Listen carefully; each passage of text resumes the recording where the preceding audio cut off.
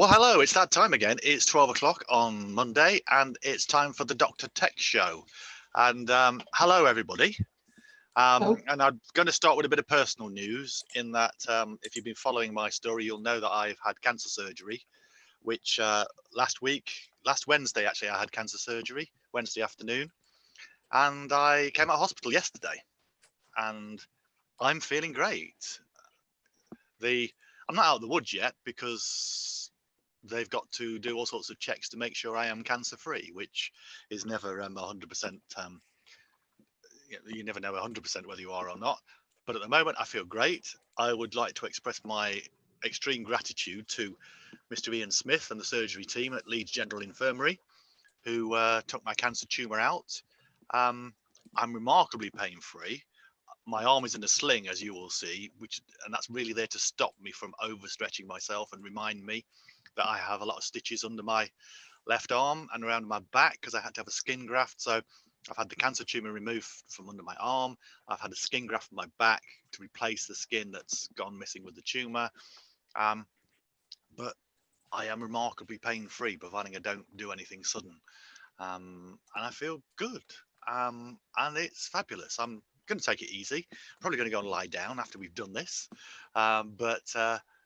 Yeah, let's just say thank you for the team. Thank you to the surgery team at Leeds General Infirmary. Thank you to the nurses and the team on Ward 15 who looked after me for 4 days after the surgery. And also thank you to the team at the Yorkshire Cancer Centre who sorted me out with the radiotherapy before then. Let's hope this is the beginning of the end. But anyway, thank you to all those. And so we did think we might do the Dr. Tech Show from the hospital, but I'm actually at home, back at the home. If you're watching Chris Condor, I've decided to go with an all black background today to see if that solves some of the problems. Because I've not had a chance to sort out what's behind me, and I will do. If I do that, you can see there's the bearded dragon in a tank behind me. But hopefully in the not too distant future I'll sort out the background, but for the moment I'm going with all black. Anyway, let's get on with the show. So we've said our themes that we don't have any guests booked in, so if you want to be part of the show, then please email drtechshow@gmail.com and we'll get you in as part of the show. And it might well be a shorter show than normal. We will see, but as usual, Pauline and Swain are with me. So hello, Pauline. How are things in Birmingham? Hello, John. Unfortunately, the weather in Birmingham today isn't as good as it was last week, but it's still bright and we still can see green things outside of our window, so that's good. Right, okay. And Swain, hello to you from Orkney. How are things up there? Hello, John, and it's great to see you looking so well. Things up here are looking great. Sunny day today, quite warm, lovely. Good. Right. Okay.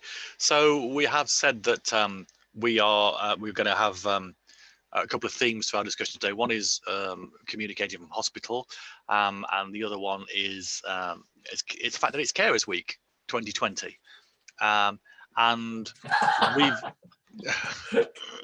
we've just been having a discussion offline about the fact that really you can't be a carer these days without also being a digital champion, because so much of care is dependent on digital technology these days that carers are becoming increasingly digital champions. So I think that's something that we'll want to talk about.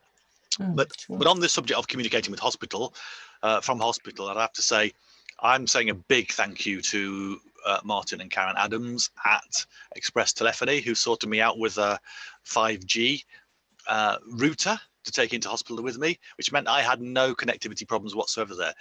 The fact is the connectivity from hospital is so much better than it used to be, and particularly in the time of coronavirus. I think even these days where some of the services, connectivity services that you use from hospital are normally paid for, now I think it's all free now. So I had a bedside TV unit from my hospital bed, which had a range of channels on there for free. I think the fastest Wi-Fi connectivity was also free. But normally I think you would pay for an upgraded connection, and you only get a basic connection for free. But on the other hand, I didn't have to worry about that at all, and we'll talk about this as we go through. Martin and Karen at Express Telephony sorted out with the 5G router, and I was actually getting speeds, which are just as fast as my home broadband, and probably faster than a lot of people's home broadband. I was getting around about 200 megabits per second download and about 35 megabits per second upload. So, and that was, I didn't do anything special to get that. The unit was just placed on my bedside cabinet, some distance from the window. If I'd have wanted to, I probably could have moved it around the room and got an even faster speed than that. But I thought that was, that was absolutely perfect. And I had a number of devices attached to that connection at that fabulous speed. The fact is, I started the campaign for free Wi-Fi in hospitals probably about 12 years ago now, because my stepdaughter has sickle cell disease, and for most of her childhood and youth, she was in and out of hospital for long periods of time. My wife and I were accompanying her to hospital, and not only was it disrupting for her life and her education, it was also disrupting to our lives as well. And we both had jobs to do, and we needed to keep in touch with the outside world. And it was, in those days, it was extremely frustrating not being able to communicate with the outside world from hospital. So around about 12 years or so ago, I started the campaign for free Wi-Fi in hospitals. And then about 3 years ago, after an initiative by Martha Lane Fox, the NHS instituted a Wi-Fi program. And now, as far as I'm aware, all hospitals should have Wi-Fi, and it should, at least at a basic level, be free. But it's taken a long while to get to that position, and it's gone, I've gone through a lot of, in some cases, abuse, really, being told that Wi-Fi was not a priority for people in hospital, and actually people were better off not having Wi-Fi in hospital because they should be resting and recuperating. My own position is that I actually find not being able to communicate with the outside world a frustrating experience, and actually it aids my recuperation to be able to communicate. I'm here now. Some people should say I should be flat out in the bed. My first day out of hospital from cancer surgery, but I'm sat here doing this because this makes me feel better doing this. I like to keep occupied, and I like to keep doing things. I like to keep my brain active, even if my body can't be active.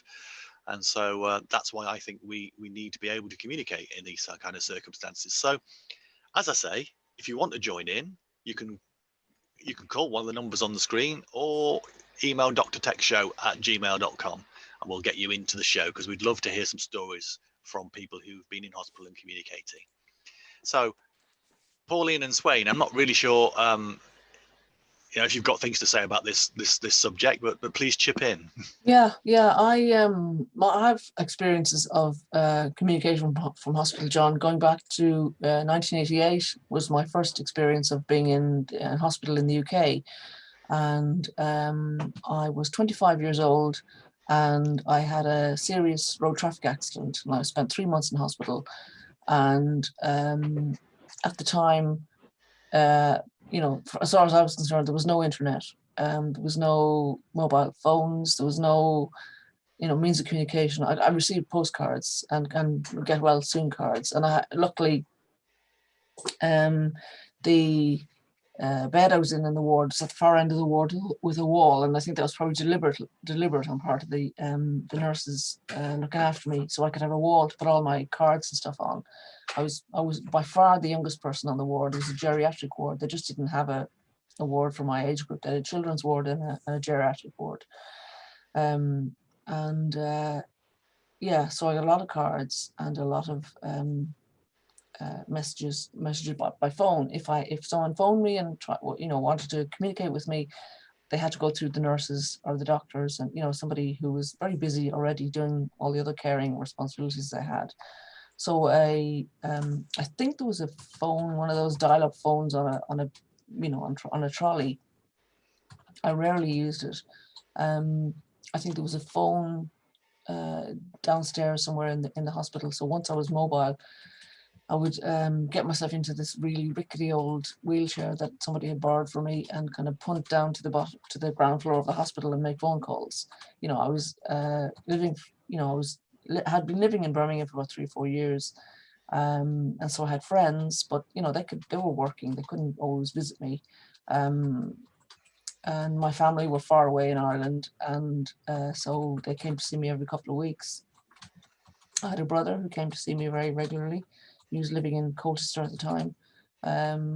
But, you know, communication was a real big issue for me. And, you know, obviously I was glad to see anybody who came to visit me, but I couldn't, you know, I didn't have the communication that I would have now.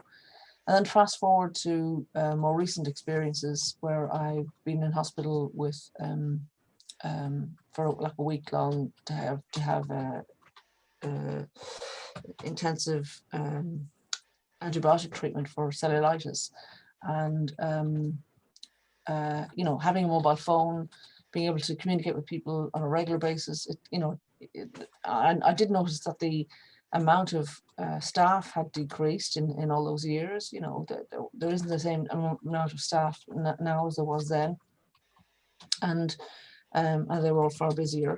So me having a mobile phone gave me an outlet that, you know, to look after myself, but an element of self-care that I didn't have previously, which made a big difference to me. And coming forward then to the most recent past of my experience in hospital was my mum was in hospital in Ireland at the beginning of this year for a week, and being able to phone her and you know, WhatsApp video call her was just, you know, so relieving to us as a family. We could talk to her every day and keep in touch with her regularly, send her photographs, just the kind of thing that, you know, that wouldn't have been imaginable in 1988. So, and now with lockdown, mum's cocooning in Ireland, and as you can imagine, she's over 21. And, you know, she has her, you know, issues with technology, but she has adapted really well to having a smartphone. She's had an iPad for a couple of years and she's a whiz on that. But again, being able to video call her every single day, sometimes twice a day, has been a blessing to me and the whole family. So can't speak highly enough of technology and technology for carers. It's been a lifesaver for us. Yeah, brilliant. How about yourself, Swain? I suppose in your case, your situation would be complicated by distance and water being in the way. It is. I don't want to say, without having all my fingers and toes on wooden objects, that I've never been in hospital yet in my whole life, my whole 54 years. I've only ever been a visitor to a hospital, and long may that continue, despite all the great stories that we hear of people having great fun with 5G technology and all sorts of stuff in hospitals these days. I don't really want to go in if I don't have to.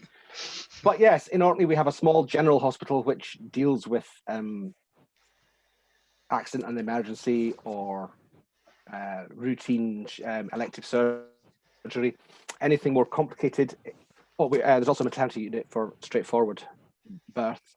Anything more complicated, though, tends to get flown away either in a scheduled aircraft or on an air ambulance, which these days is a helicopter, to Aberdeen Royal Infirmary. Now, I think my two longest experiences of being in Aberdeen, I suppose, I hate to say in Carers Week that I was being a carer, but I guess that's kind of what I was in a low grade kind of a way, was when my first child, who's now 24, was born. She was born after a long stay in Aberdeen, waiting for her to arrive. But it wasn't that one I wanted to talk about so much as 2 or 3 years ago now, my partner, who is a teacher, suffered what is called a tibial plateau fracture, which is when your thigh bone gets jolted down into the top of your tibia and goes through it and smashes it. Now, how on earth do you get that sort of injury, I hear you ask?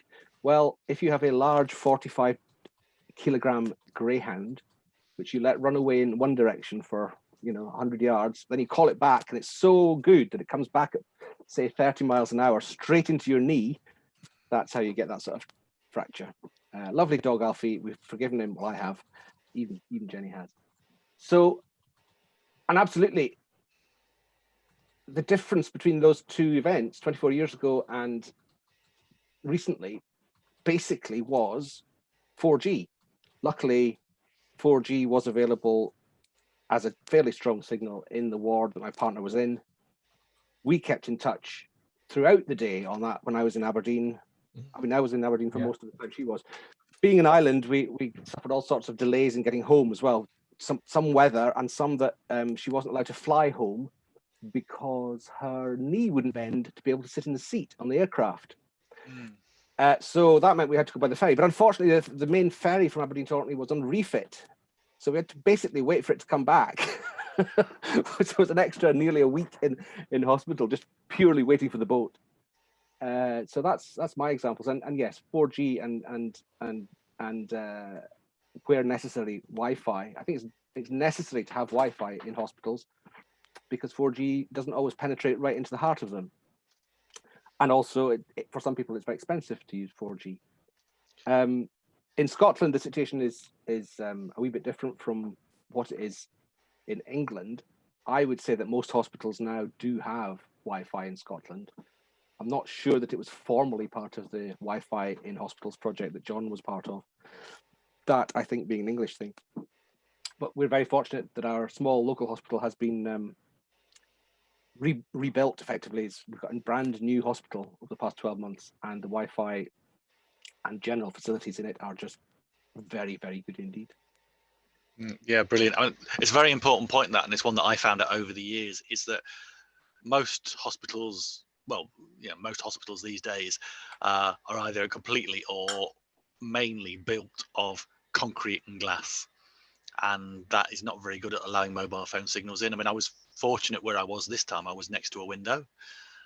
So, that allowed the signal to come in. It allowed the 5G signal to come in, which is really good. Also, your reference to the air ambulance, Wayne, I found it quite strange being in a building where helicopters were landing on the roof. And as we had the window open, we could hear that very plainly. Well, you said that you were in a ward. You're both in wards where all the other patients were shared characteristics. The ward that Jenny was in was the orthopedic trauma ward, and as well as having to wait for the boat, which we didn't realise before we tried to get home, as well as that, her operation kept getting delayed by some terrible car accident victim being admitted as an emergency and needing urgent treatment. So yeah, hospitals are kind of, there's so much going on and so much under the surface and so much psychological pressure on everybody in a hospital, staff, patients, visitors, everybody, that being able to keep in touch with normal things through your phone or somehow, I think it's just an incredible benefit to patients and everyone associated with them to be able to do that. Yeah. I mean, it doesn't bear any comparison really to my earlier experiences in hospitals now. I mean, it was just complete. And the thing is, it's accepted as well. It's accepted that you will want to be connected.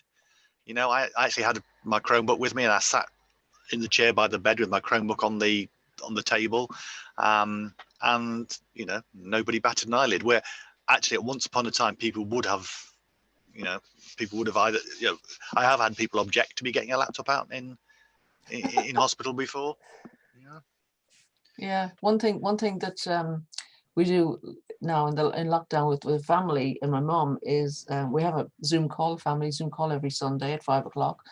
But we also my brother and his family watch Antiques Roadshow on the Sunday night, and my mom also watches it in Ireland, so they're watching it, she's watching it, and they have a phone connection or a video connection open the whole time, so they can just chat to each other as if they were in the same room about the various artifacts and things that are coming on. So that's, this kind of emotional well-being through video calling, I think, can't be understated now. And certainly, if anybody needed proof of it before lockdown, they certainly, I think, will have tons of research about it now. Speaking of research, John, I looked online about carers using technology, and Carers UK did a survey last year of over 8,000 carers, and in the survey, 4 in 5 carers, 79%, reported using one or more types of technology that year, and I'm sure that's probably gone up. It's gone up from 51% in 2018, and that was before lockdown. I'm sure it'll have changed a lot since then. So when carers talk about technology, the internet is the most popular type of technology that they talk about. And at that time, 44% We're using it as a form of communication or online support.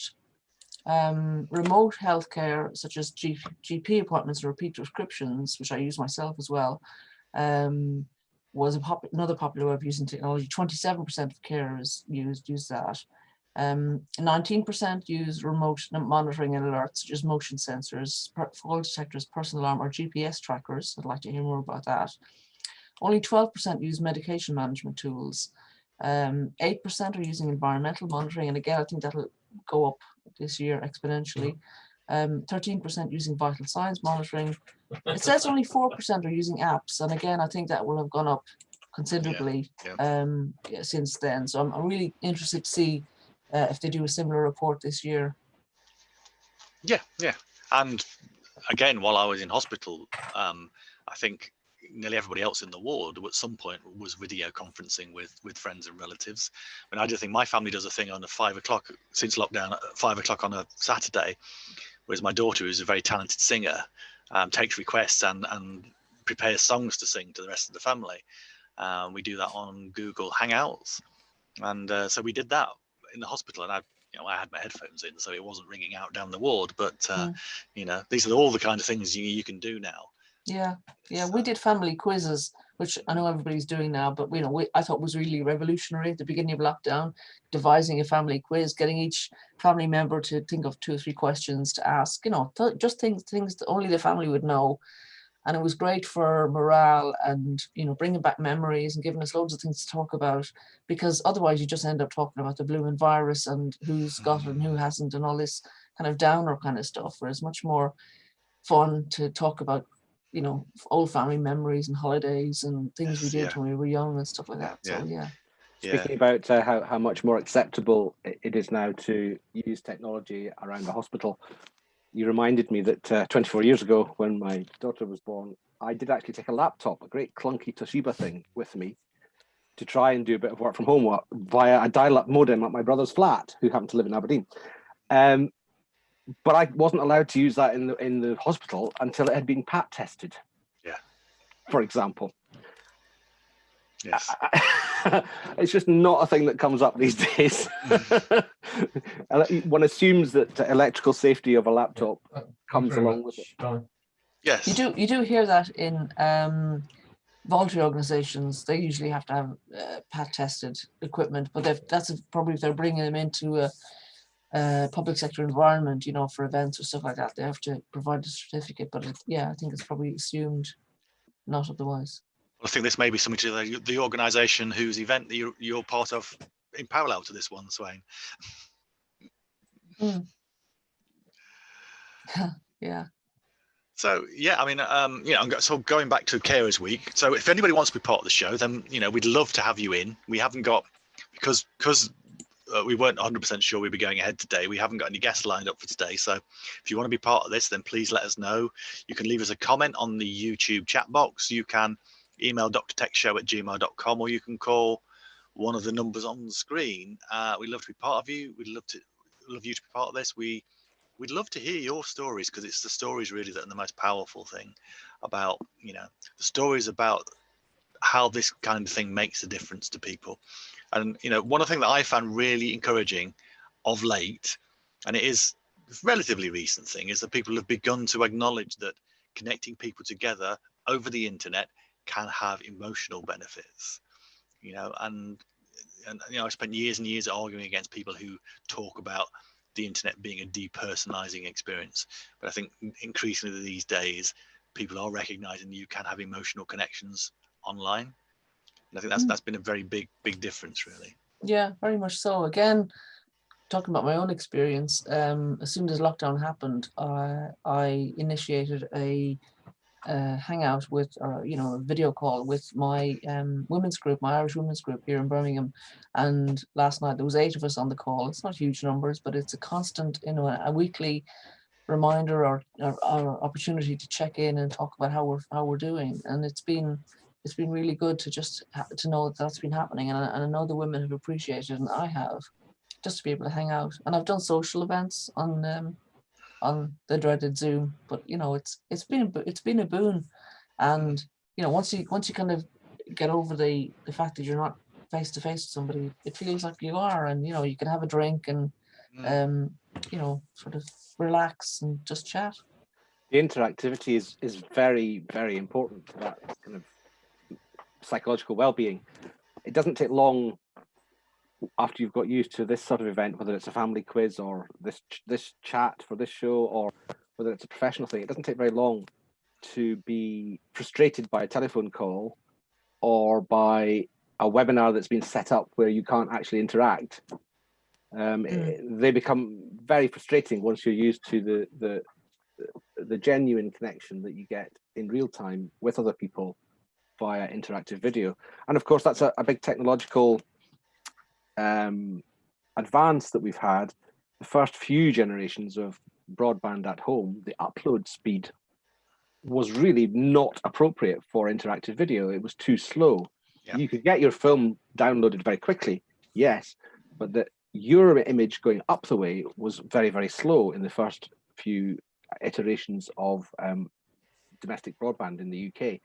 Nowadays, although some would claim that we need to go further, certainly with so-called superfast fiber to the cabinet, copper to the home broadband. I'm just saying this spell very carefully in case Chris Condor at least you get adequate upload speeds now with that standard offering to do this kind of thing, and not only that, for almost everyone in the community at the same time to be doing this sort of thing. So that actually surprised me that it's all held up so well as everyone went home and started to Zoom and Teams. Yeah, go on, John, sorry. I was going to say, yeah, and I think one of the benefits, I think, of what we've seen during lockdown is that a lot of decision making has had to be taken over these kind of connections. And, you know, I won't get into the thing about Parliament. I think it's actually outrageous that Parliament is now forcing people to go there and vote in person. Well, I would just like to, at this point, to shout out the name of my local MP, Alistair Carmichael, who did a video diary of his journey to Parliament at the beginning of, was it last week? And he's now also there for the foreseeable future, at least until the recess in summer, because if he came home, he would feel he would have to self-isolate. Yes, and that would be no use. Yeah, absolutely. I don't. So that's wrong. But we've also seen local authorities, bodies like that, having their meetings via Zoom or whatever other program they're using. And you know, and I have seen examples, you know, because I'm interested in this kind of stuff and I seek them out. There are examples where particular people in the meeting have not got good enough broadband connections to participate, and you know, I think that's highlighting these kind of things. There was a darts player, wasn't there? There was a darts tournament that they were doing online, and I think the guy who'd been the previous champion of the darts tournament couldn't participate because he lived in a rural area and therefore couldn't get a good enough connection. So, I missed the darts, but certainly operating like this brings, although it is in some ways a great enabler of participation by people who have disabilities or people who have caring responsibilities, or, as I always say, people who are whinging Scottish Islanders like myself who can't travel very far. It does bring with it a whole set of new inclusion challenges to do with people who have impaired sight, impaired hearing, dyslexia, migraines. You know, the list of, or indeed poor broadband at home, and this is why the ability to phone into some of these events is something that shouldn't be forgotten, because that is a way that at least most people could be able, most able-bodied people could take part. Yes, absolutely. I mean, I was watching. It's interesting how some of the TV programs have adapted to this.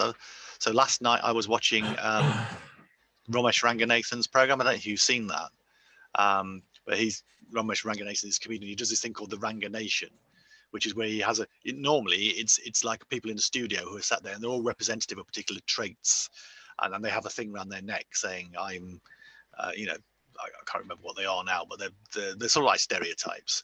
And then he'll have a couple of celebrity guests as well, and they'll just have a conversation about, you know, who thinks about, you know, what people think, and like straw polls and this kind of stuff. But of course, he's now presenting this from his garage, and he's got all these people on Zoom, and it works really, really well. Has he enabled the polling feature? Has he enabled that? No, they do things by they do things by raising hands, but yeah, but it does work really well. And I'm thinking, well, actually, I think this kind of program it might even work better that way than having people sat in a studio. Mm. And I think there'll be a lot of things that we don't go back to after all this. I'm sure I've said this before, but there is something about sitting in an environment that is completely comfortable to you, interacting with other people. Now, in some ways, it's not as good as being in the same room, but there are ways in which you could argue that it's less of a psychological thing, for at least some people. And the comfort and the ease with which you can be in your immediate environment, either in your office or even better at home, if you're lucky enough to have a private space to be able to do this, which is of course another set of issues. I honestly think there are some, that you're right, John, there are for some things, this way of interacting is actually even better than everybody traveling to some random room in the middle of the countryside somewhere. Exactly. Yeah, exactly. I've been having conversations as well with my colleagues and the networks that I'm involved, the community-led networks I'm involved in, and I'm encouraging them to notice how we're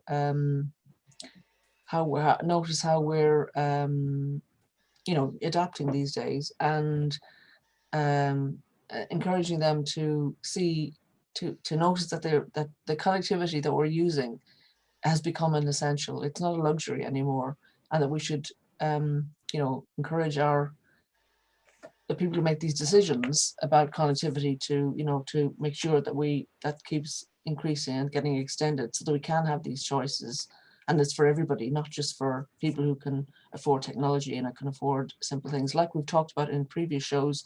Having devices like the Comp, for example, where it's a one button device for people who don't need more than one button.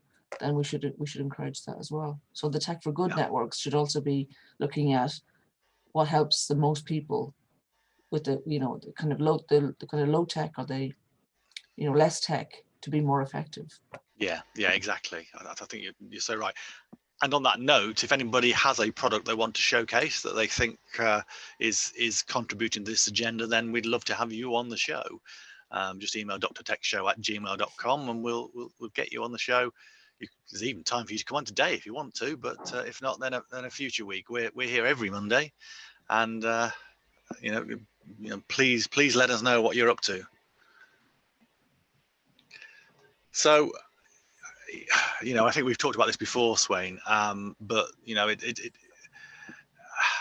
I still fail to understand why people who live in the kind of place that you do, that have all those barriers to travel, are not. There aren't more people like yourself who are championing technology, breaking down those barriers.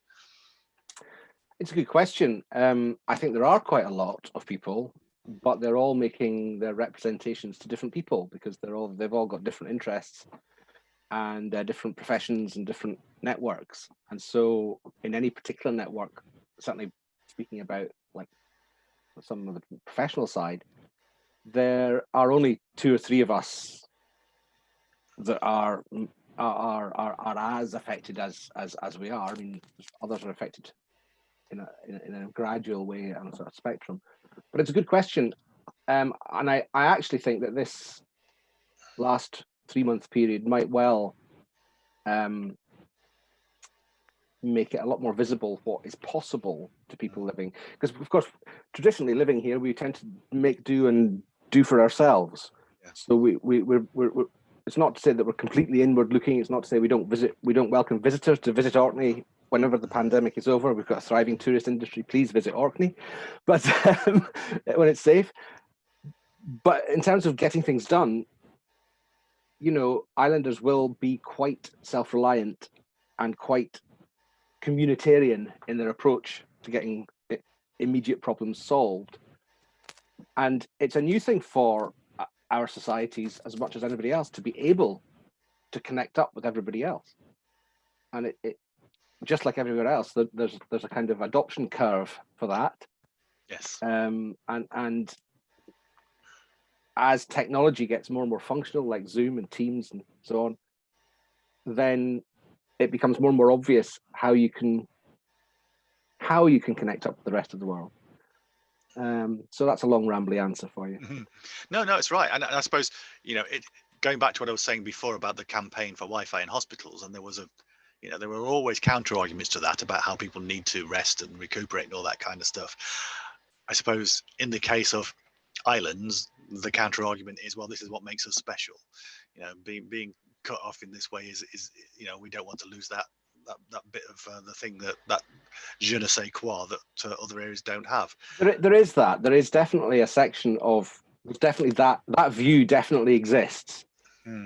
Interestingly, that view tends to be much more prevalent in people who've chosen to move here than it is among people who've always been here. Yes. But it sounds interesting. It surprised me when I first realized it, but when you think about it, it makes complete sense. But yeah, and that is a thing. I mean, why do people want to come and visit us and visit our beautiful countryside and our beautiful shops and industries and jewelry?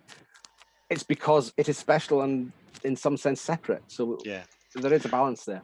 I suppose that's always the case, isn't it? Is that the incomers tend to move somewhere because of a particular characteristic, and they're likely to be the people who will fight harder to retain that characteristic. Yeah, I don't want to make huge generalizations about this because it's not as simple as that.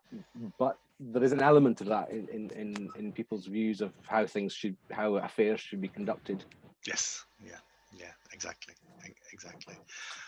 Pauline, earlier on, I mean, you said you'd been doing a bit of research about Carers Week, and the fact that in most of the online content there is about Carers Week, there is very little about technology, which I don't know whether I should be surprised about that or not.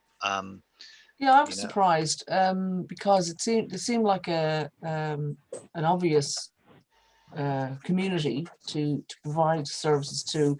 I mean, having said that, what I said earlier, there is now a digital training platform called Care to upskill UK carers. I was reading about that on a website, but it's about giving carers transferable skills needed to thrive in business and beyond. And for me, if they're not upskilling people to, kind of feel better about the care they're giving, or to improve the contact they're having with the person they're caring for, making it easier, upskilling them for work, it doesn't sit right with me. I feel I'm more on the kind of emotional end of things and the mental health, the mental well-being end of things, and I'd like to see them putting more effort into that. But it depends what the money is there for, I suppose.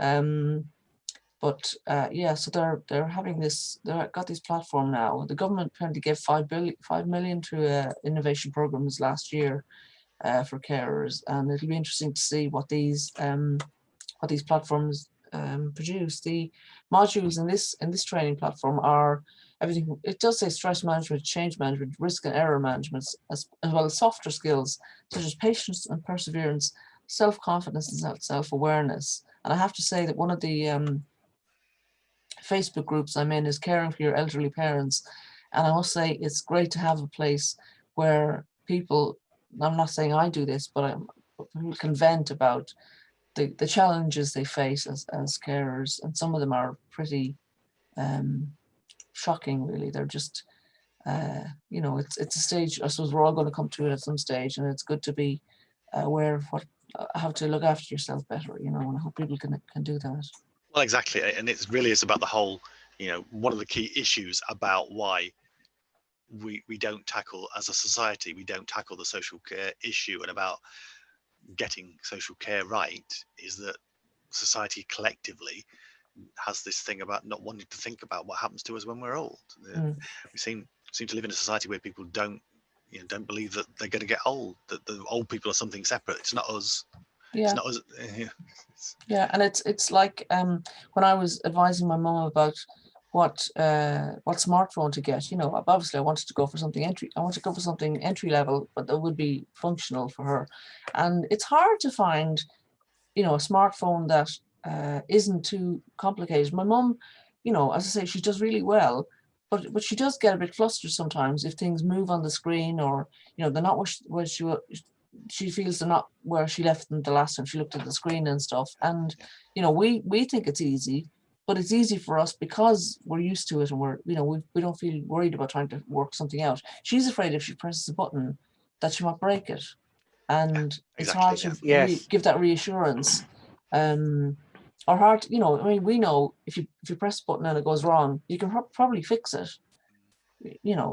but she doesn't have that confidence. That's not what she grew up with, Yeah, exactly. And there's also the physical hardware elements that were mentioned last week in relation to the comp of older hands being less drier, and therefore less suitable for using touchscreens. But there's also the question of older hands being arthritic or otherwise difficult. Yeah, my mum says one of the handiest things I got for her, this is a pencil with a rubber on the end, but it's a pen, one of those rubber things at the end. Yeah, exactly. A pound in a pound shop. Yep. And she swears by it. I use one of those. If she loses it, I use one of those when I'm cooking. Yeah. And my hands are wet. Yeah. But so the simple things can make a big difference, And that's why I would like to get my friend, the occupational therapist, onto the show some week soon. She has said she will come on, but she's overwhelmed with work because, as was predicted, as people recuperate and recover, there's another service which gets overwhelmed, and that's the OT service. Yeah. Yes, yeah, exactly.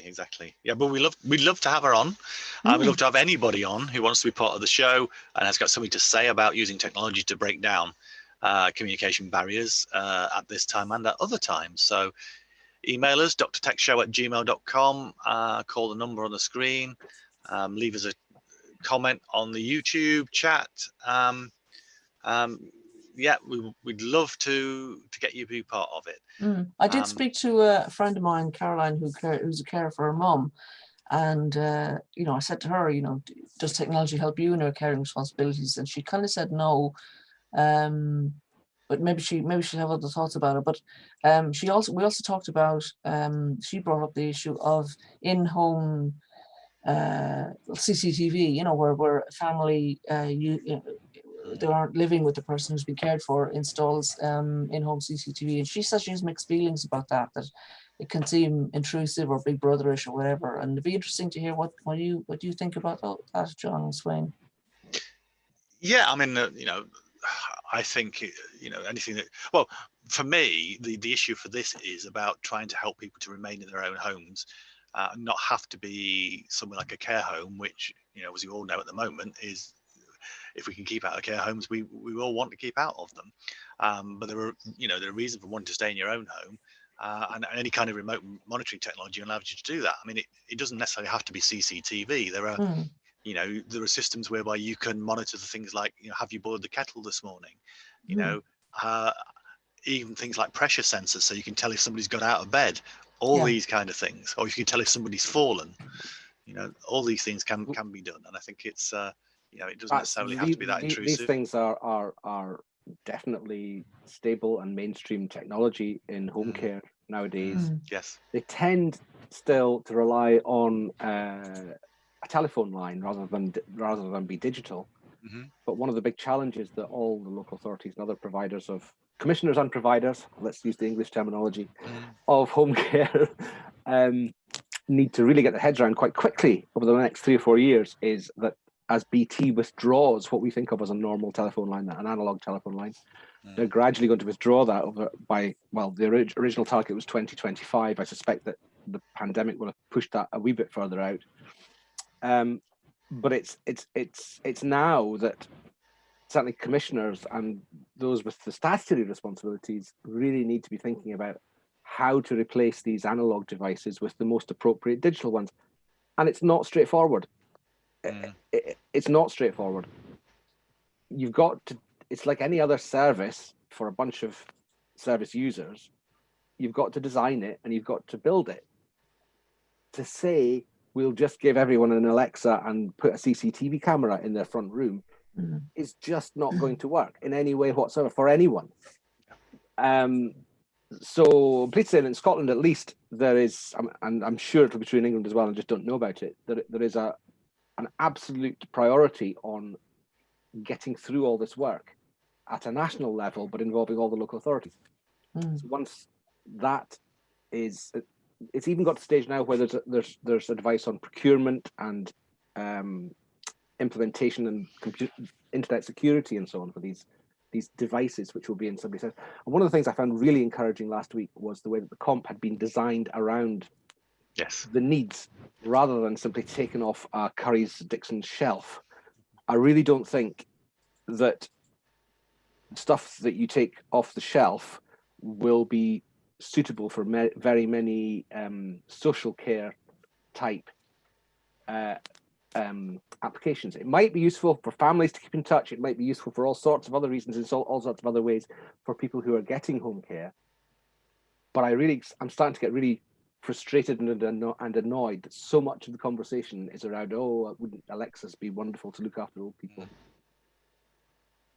No, I think you're right. But again, we come back to that issue, don't we? The issue of cost, and the stuff that's generally available on the market tends to be a lot cheaper than stuff that's co-designed. The reason that the standard analog units are so affordable is because so many of them are used. Yes. So unless we design around what the needs are, we'll never get to the stage where we've got the thing like the comp with the price falling to some sort of commodity level. Yeah. It's not a thing that that can be done by individuals or small groups. It's got to be done in a way that affects the entire market on at least the level of Scotland or England or the UK or Europe or whatever it is. Yeah, completely agree. Right. Okay. Well, one thing I would like to do, as we seem to be coming to a natural conclusion, one thing I would like to do is to just to give a shout out, really, to that can be done by individuals or small groups. Sorry, I'm in danger of eating You're watching myself. the YouTube, aren't you? Yes, You're watching yeah, I am. I'm in danger of eating myself. I forgot I had the actual YouTube page open. Yeah. So one thing I would like to do is to give a shout out to again Martin and Karen Adams from Express Telephony, who sorted me out with a 5G device to while I was in hospital. If you're watching on the YouTube, there is a link to their website, which, for the benefits of listeners to the radio rebroadcast of this, is all one word: expresstelephony.co.uk. Yes, it certainly is. And just to say, Martin and Karen Adams from Express Telephony sorted me out. There we are. There's their website. Are we seeing that? Yes, we are seeing that. There's Express Telephony's website. They're wonderful people. They'll always go the extra mile to help sort out. Their prime market is business communications, but they are people with a big heart, and they're able to sort me out with the 5G device to connect me while I was in hospital. And this is what it was. The Hawaii 5G CPE Pro 2, which actually, I mean, according to their publicity, gives you up to 3.6 gigabits per second down. I wasn't able to get anything like that kind of speed, but I was able to get the kind of speed that puts most people's home broadband to shame. And this is the future. 5G is here. Please don't believe that. What does that retail at about, John? Can you say? They're about £350. Okay. So they're not cheap. They're not cheap, but when you think you can carry something around in your bag that could replace your home broadband, then I think it's doesn't sound like a vast amount of money. It sounds great. Yeah. I mean, I'd have to make sure it worked with 4G as well as 5G for the foreseeable future, but Yeah. I mean, well, that was my issue in that when I got it, I tried it at home here in Huddersfield, and we don't have Vodafone. It was on Vodafone, and we don't have Vodafone for 5G here in Huddersfield yet. So I had to try, and it works perfectly well on 4G. And it wasn't until I got to Leeds that I could try it on 5G, and obviously with a very much bigger, faster connection there on 5G. And of course, Hawaii, there's that Chinese company which we're all supposed to be very scared of at the moment. But the pictures you're showing on the YouTube channel are very impressive. I would encourage radio listeners to get themselves to a web browser and have a look at them. expresstelephony.co.uk. Yes. It's and there is there is the video. I've done a video which is on my YouTube channel, which again for the radio listeners is youtube.com/c/John Popham UK. So there is a video reviewing the unit when I first got it on my YouTube channel. I will be doing more of that, and we'll be doing a full review of how I used it in hospital. But yeah, it was great. I didn't have to worry about any kind of connectivity while I was there. I could do whatever I wanted online because I had a really, really fast connection. The renegade live streamer in me sees this as a great device, I have to say. Yes. I'm going to have to try to resist that. Well, this is it, isn't it? I mean, it's we've all done this, and in the past I've had to use all kind of various devices to live stream and get around the in-house connectivity in places that wasn't fit for purpose. I think we can now got to the stage where if I was to turn up with that device in my bag, it would probably be faster than most of the connections I'm offered when I go to places to live stream events. So is there anything else that either of you want to say, have got burning to say before we start to wrap this up? Well, just again, looking online, John, Sky, the Social Care Institute for Excellence, have published some useful material about technology, and they do seem to be encouraging the use of technology, especially with using an asset-based approach for communities, which is kind of music to my ears as a community development organization.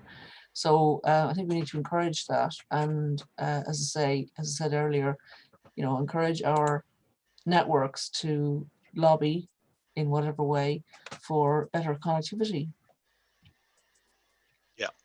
Yeah, exactly. Yeah, it all comes down in the end, as usual. Not all, but a huge factor is connectivity, as usual, as it always has been since the olden days of 2005 or thereabouts. No, I have nothing more to say other than to you, John, and which is wish you all the best for a very speedy recovery and a whole hour on live streaming the day you get home from hospital. It's obviously great, very sensible. Well, as I said before, doing this makes me great feel for good. the morale. Yes, absolutely, for us too. Yeah. Okay. Well, thank you both. Thank you to anybody who watched. This show will be available online on my YouTube channel. I'll be sending out the link on social media later on. Thank you very much. And I'd just like to finish again by saying, again, thank you very much to all the medical personnel involved in removing my tumour and caring for me as I recovered from the operation. And hopefully, fingers crossed, that in a month or so's time, I should get the all clear. Let's just hope that it's all worked and that it's it's all in the past. But thanks again, Pauline. Thanks, Wayne. Thanks again. Thanks again. For anyone who's listening on Hope Radio Brum, do feel free to ring the show again on Mondays, and we'll be delighted to hear from you. Okay. Right. Well, thank you very much, and we'll see you next week.